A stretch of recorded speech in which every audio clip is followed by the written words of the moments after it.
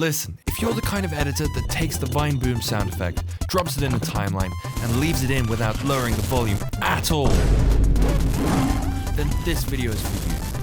I swear to God, some of you need baptizing, or exercising, exorcism.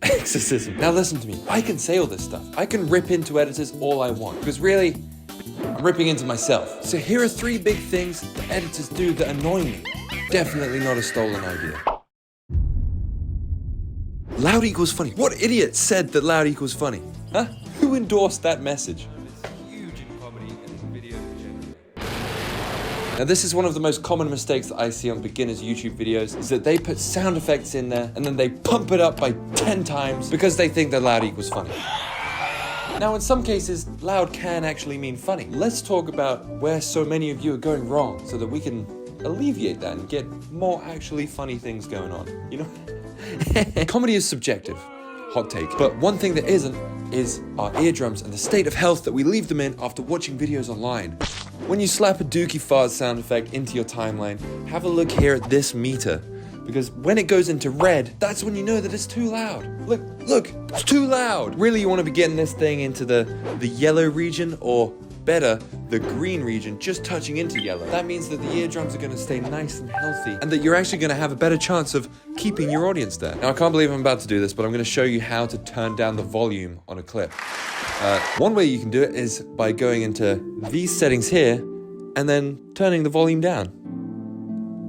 So that's a pretty good way. But the way I do it is I slap G on the keyboard, and then I change it incrementally by -6 decibels until it reaches that sweet, tolerable spot. One thing that I find useful is the hard limiter audio effect. And the way that we're gonna do it, it's gonna affect the whole project. So really you don't need to worry about this meter going into red too much, because this effect is gonna stop everything in the timeline from going over a certain point. The way to add this effect is to go into that audio tab and then find this arrow.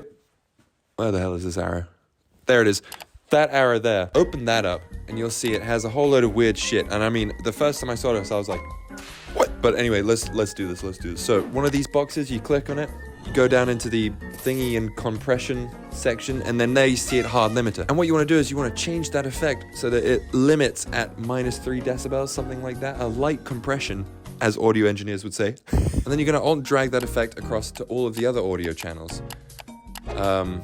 And that is just gonna stop this thing from doing bad stuff. Bad. And Bob's your uncle, your video's a little less awful now. Cool. Next step. It's me, baby! Salesman Finn! Stop! New partnership, baby! Made a business deal! I made a business deal! Business deal! You made a deal without telling me. I'm gonna sell for you! You're supposed to talk to me about this. Sale!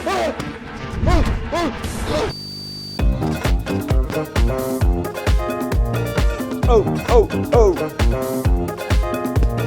I just used that song. Copyright free. Look, go check in the description. Check in the description right now. See if it's copyrighted. You won't. Nothing. If you're a YouTuber, then you've had this problem before. You want to use good music, but you can't, because they're gonna take your money. They're gonna lower your video in the algorithm. But fear not, my fellow creator, because Licked is the answer to this problem. With millions of chart hits on their website, all you have to do is browse, find, pick out the song you want, buy a single license for it, accredit that song in the description of your video, and that's it. That's as simple as it is. It's beautiful, which is why I, Salesman Finn, have decided to partner with Lick for a long-term sponsorship. That's right, baby! That's right! Long time, I'm making business deals over here! We got Mr. Licked over here, business, yes! Good business deals. So go to that link in the description right now and Click that customized link, because you're gonna get 50% of your first track on me! On me, baby, Salesman Finn! Taxi! Take me the hell out of here.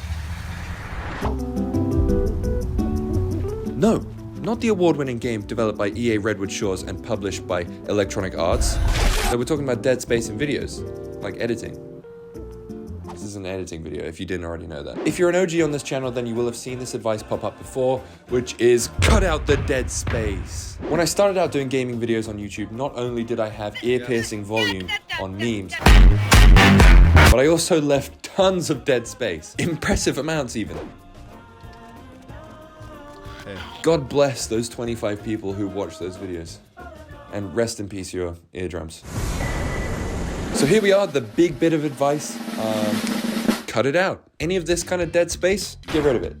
Doesn't need to be there unless it's part of the joke that you're telling, or, you know, leaving it in for dramatic tension effect. If it's just there as dead space, cut it out. One of the major things that is going to absolutely save your life when doing this is making sure that you can hear the audio playback when you're scrubbing through it frame by frame. So what you want to do is you want to go into edit and then preferences, audio, and then select play audio while scrubbing feedback before and after.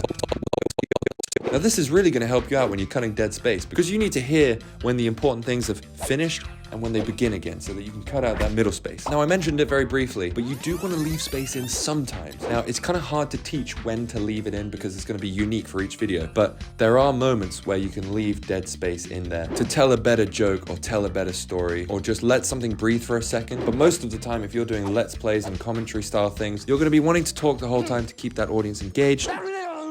Which brings us nicely onto the next thing that really annoys me.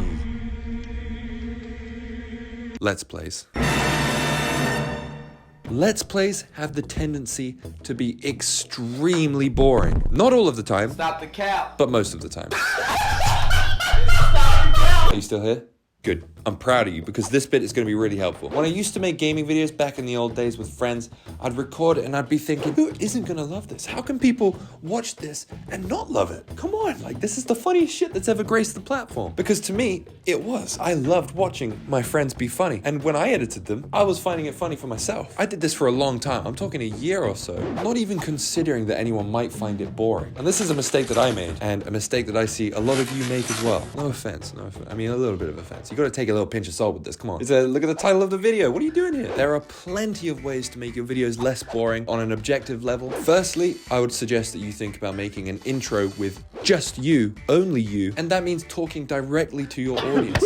As if they're a person that you're talking to. Just imagine what that audience member looks like. Visualize who they are, and then talk directly to them, as if you're making a video for them. Funny that, how YouTube works, making videos for people. 99% of the time, video making is all about just keeping that audience member engaged and holding onto their collar and saying, hey, watch this video. In most cases, now listen to this point, it's very important. In most cases, you are the key to your channel's success. Whoa, in an inspirational quote. No, I mean it. You, literally you. You need to make yourself the mainstay of the channel, the thing that people keep coming back to. If you think about any of the big names on YouTube, they all have one thing in common, which is that they have this one person at the forefront of their videos, which is the creator. It's all about the creator. Now, doing this takes a long time to nail down, but it's pretty easy to get the ball rolling on this just by watching other successful channels, especially ones that inspire you, and just taking inspiration from their storytelling skills. One example that I keep coming back to, which is a fantastic channel and a great example of this, is Coffee Fueled Genius.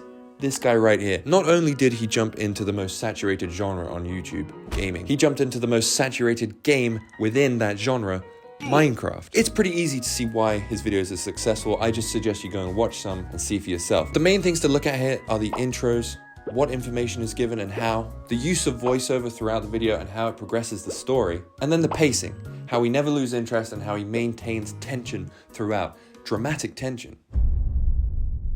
So yeah, that's it. I'm done with you. I'm done with you. Get the hell out of here. That's it. Bye. See ya. I'm going. I'm out of here, bro.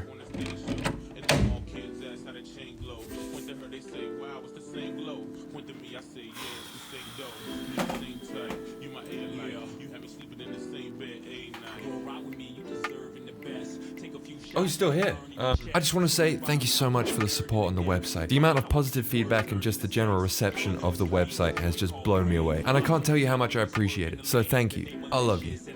Now get the hell out of here.